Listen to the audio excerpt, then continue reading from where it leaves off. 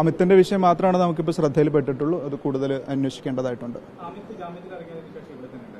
അമിത് ജാമ്യത്തിലിറങ്ങി പിറ്റേ ദിവസം പോലീസ് സ്റ്റേഷനിൽ വന്നിരുന്നു. 2-3 ദിവസം ഇവിടെ തന്നെ ഉണ്ടായിരുന്നു. അതിനുശേഷം അയാൾ ഇടുക്കി ജില്ലയിലോ മറ്റെവിടെയോ പോയിട്ട് ഒരു ഹോട്ടലിൽ ജോലിയായിട്ട് നിൽക്കുമായിരുന്നു.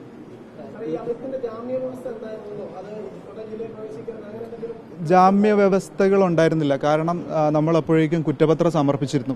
5.5 മാസത്തോളം റിമാൻഡിൽ കിടന്നതിനിടയിൽ കഴിഞ്ഞ സെപ്റ്റംബറിൽ രജിസ്റ്റർ ചെയ്ത കേസാണ്. അമിത് ജാമ്യത്തിൽ ഇറങ്ങുന്നതിന് മുൻപേ നമ്മൾ കുറ്റപത്രം സമർപ്പിച്ചിരുന്നതുകൊണ്ട് വേറെ ജാമ്യവ്യവസ്ഥകളൊന്നും ഉണ്ടായിരുന്നില്ല.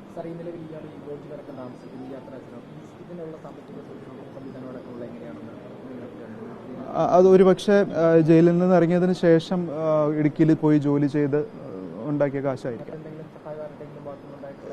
ഇല്ല, അയാളുടെ ബാങ്ക് അക്കൗണ്ടുകളൊക്കെ പരിശോധിച്ചതിൽ സോഫാർ പരിശോധിച്ചതിൽ നമുക്ക് എമൗണ്ടുകളൊന്നും അധികം ഉള്ളതായിട്ട് കണ്ടെത്താനായിട്ടില്ല. ഇല്ല, സഹോദരൻ്റെ അടുത്തേക്ക് പെട്ടെന്ന് ഒളിവിൽ പോകാനുള്ള ഒരു സാഹചര്യത്തിന് വേണ്ടിയിട്ടാണ് പെട്ടെന്ന് സഹോദരൻ്റെ അടുത്തേക്ക് പോയത്.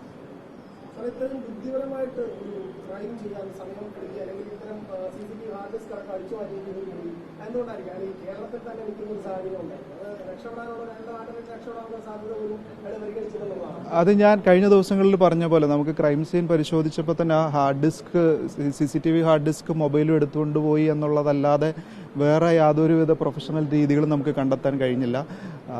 കൃത്യത്തിന് ഉപയോഗിച്ച ആയുധം പരിസരത്ത് നിന്ന് തന്നെ കിട്ടി, അതുപോലെ ഫിംഗർ പ്രിൻ്റ് കിട്ടി, ബാക്കി സാഹചര്യ തെളിവുകളെല്ലാം നമുക്ക് കിട്ടുന്നുണ്ടായിരുന്നു. അതുകൊണ്ട് തന്നെ കുറച്ച് technical knowledge, mobile related CCTV related technical knowledge ഉണ്ടെന്നുള്ളതല്ലാതെ ആധികാരികമായിട്ടുള്ളൊരു അറിവോ പ്രൊഫഷണലിസം ഉള്ള ആളായിട്ട് നമുക്ക് തോന്നിയിരുന്നില്ല.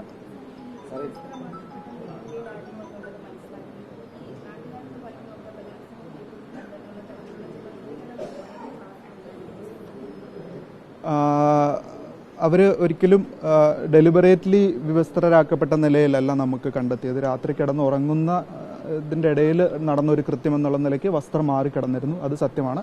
അതുപോലെ പോസ്റ്റ്മോർട്ടം റിപ്പോർട്ടിൽ ഉൾപ്പെടെ ഒരു സെക്ഷൽ അസോൾട്ടിൻ്റെ യാതൊരു ലക്ഷണങ്ങളും ഇല്ല. വ്യക്തിവൈരാഗ്യം കൊണ്ട് ചെയ്തൊരു കൊല മാത്രമാണ്.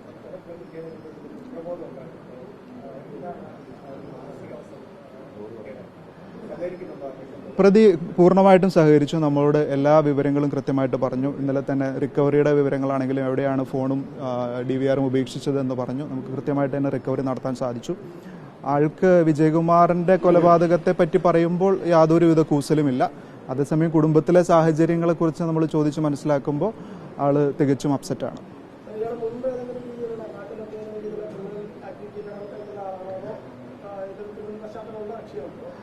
പോലീസിൻ്റെ റെക്കോർഡ്സ് ഓൾ ഇന്ത്യ തലത്തിൽ അവൈലബിൾ ആയിട്ടുള്ള റെക്കോർഡ്സാണ്. അത് പരിശോധിച്ചതിൽ നിന്ന് അയാൾക്ക് വേറെ കുറ്റകൃത്യങ്ങളുള്ളതായിട്ടൊന്നും അറിവായിട്ടില്ല. അത് നമുക്ക് കിട്ടിയിട്ടില്ല. നമ്മൾ ശാസ്ത്രീയ പരിശോധന നടക്കാനിരിക്കുന്നതേ ഉള്ളൂ. നമ്മളുടെ പ്രാഥമികമായ അറിവ് വിജയകുമാറിനെ മാത്രം കൊല്ലാൻ ഉദ്ദേശിച്ചാണ് വന്നത് എന്നുള്ളതാണ്. അങ്ങനെ ആയിരിക്കാം. കൂടുതൽ അന്വേഷണം നടത്തണം, ചോദ്യം ചെയ്യണം.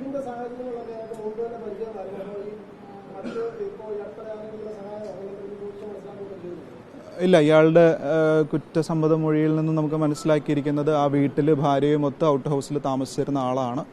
അപ്പോൾ വിജയകുമാറിൻ്റെ വിശ്വസ്തനായിരുന്നു. അതുകൊണ്ട് വീടിൻ്റെ സാഹചര്യങ്ങളും എങ്ങനെ അകത്ത് കടക്കാം എന്നുള്ള അറിവെല്ലാം പ്രതിക്കുണ്ടായിരുന്നു.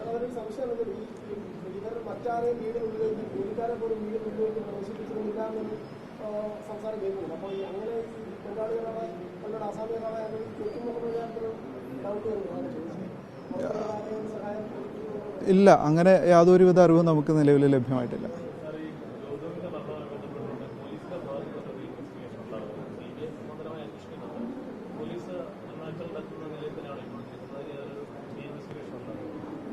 ആ കേസിൽ ഇനി പോലീസിനൊരു ലോക്കൽ സ്റ്റാൻഡ് ഇല്ല.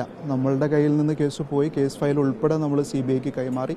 കഴിഞ്ഞ ദിവസം CBI ഉദ്യോഗസ്ഥരും വന്നിരുന്നു. അവരും നമ്മളുടെ അടുത്ത് ഈ കേസുമായിട്ട് ബന്ധപ്പെട്ട വിവരങ്ങൾ ശേഖരിച്ചിട്ടുണ്ട്.